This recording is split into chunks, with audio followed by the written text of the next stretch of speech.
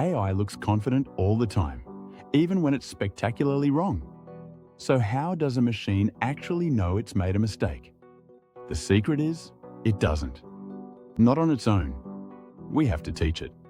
Main explanation.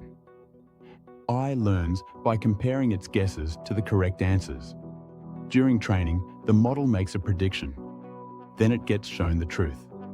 The difference between the two is called loss, basically how badly it messed up. The model then adjusts itself to make smaller mistakes next time. It repeats this millions of times in a loop that's basically guess, check, fix, repeat. This is how everything from image recognition to speech-to-text to language models improves. But here's the twist.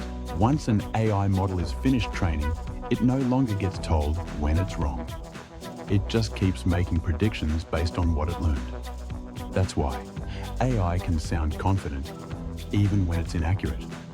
High-stakes systems need constant monitoring.